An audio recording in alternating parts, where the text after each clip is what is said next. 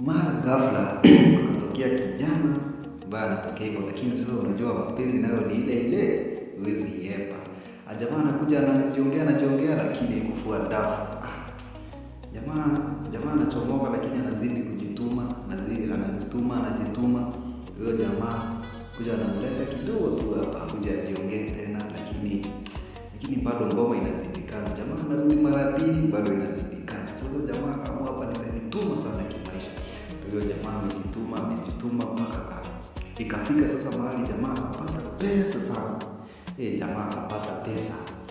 Sasa akaamua sasa kurudi tena test sasa yule msichana aone ama bado anaweza kukubali tena ama anaweza kataa. Lakini sasa usisahau jamaa ako ile pesa sasa imeshinda. Anamrudisha mpaka kwenye walikuwa.